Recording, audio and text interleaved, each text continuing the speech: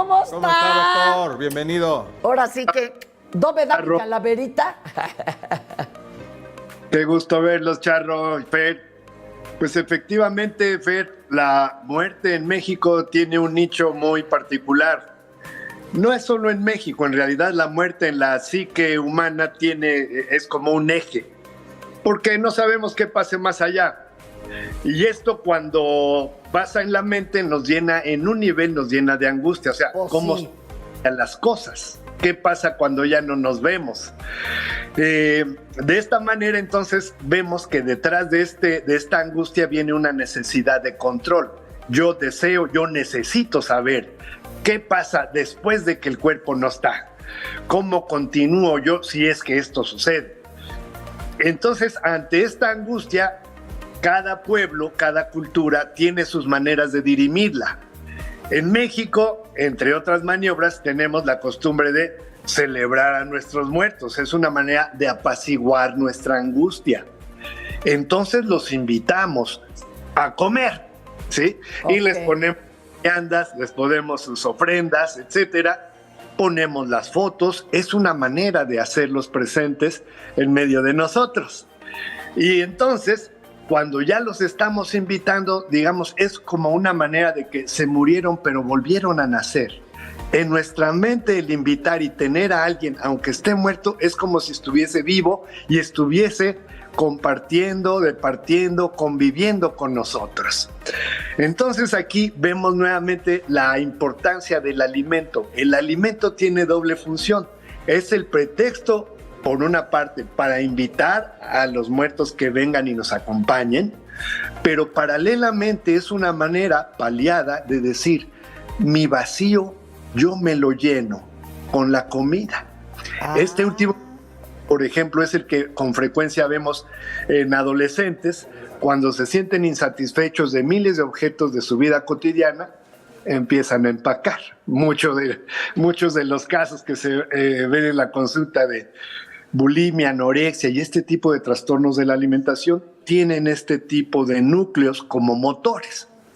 De cualquier manera, entonces, ya que tenemos a nuestros muertitos acá y les hemos puesto su altar, les hemos puesto sus ofrendas, etcétera, lo otro que también hacemos en México es que esto sea una situación familiar. Y entonces refrendamos que estos muertos siguen viviendo con nosotros y siguen siendo parte de nuestra familia. Ahora, cuando ya estamos en familia, ¿qué pasa psíquicamente? Refrendamos nuestra identidad. Ah, caray, sí, es como una manera de decir, nos acompletamos entre todos. Estos somos todos los que estamos y somos los que somos y estamos los que somos y todo esto entonces subraya, refrenda nuestra identidad como familias y como personas. Esto psíquicamente equivale a llenarnos. Y entonces es como una manera disfrazada de volver a la primera inquietud. ¿Cómo estarán las cosas allá? Si cuando llega está bien, o si yo me siento bien, asumo que allá las cosas están bien. Y esto, digamos que resuelve en términos de la mente a la primera pregunta, que era, ¿y qué pasa allá? ¿Cómo estarán las cosas? Ya. Entonces ya digamos que nos llenamos por dos vías, tanto en la convivencia como por la alimentación. Ahora, la última vía es esta convivencia, ¿verdad? No, como refrenda nuestra identidad, es importante que nuestros niños también aprendan a celebrar. ¿Por qué? Porque como mexicanos, aunque vivamos en Sonora o en Yucatán, tenemos un set básico de actitudes, de costumbres, de creencias. Nuestro inconsciente colectivo nos pide, celébralo, tienes que honrar su memoria. Y si esto los niños lo aprenden, también les da un sentido de paz, un sentido de trascendencia. Y recordemos que la trascendencia es una de las grandes preguntas de la mente humana. Esta es una manera de ir contestando. Yo puedo ser trascendente después de la muerte de otras formas. A partir de los 4 o 5 años de edad, un niñito ya empieza a comprender cómo opera la muerte, primero en lo físico, pero también empieza esta pequeñita capacidad de abstraer en su nivel de cómo podrán ser las cosas cuando ya no estemos acá. No sé si voy claro hasta aquí, Fer. Sí, canijo. Arturo, yo te quisiera preguntar rápido, ¿por qué los mexicanos? O sea, ¿qué diferencia hay? Porque somos en algunas tradiciones tan distintos a los europeos. O sea, es Lo el tenemos inconsciente hoy. colectivo. La exacto. noche de brujas o día de los espíritus que a ellos les dan mucho miedo. Ajá. Y mañana nosotros es todo lo contrario.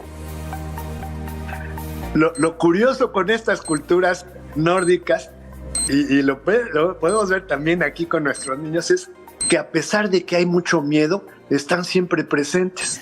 Si fueran de miedo, compadre, pues te alejas. Aquí nos hacemos patos, ¿sí?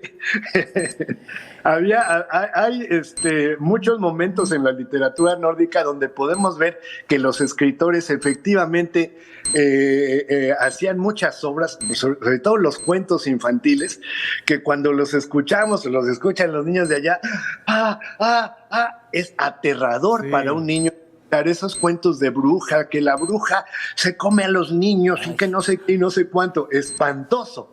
Sí. Pero, ¿y quieren saber qué pasó? Sí, ¿qué pasó con la bruja? Sí.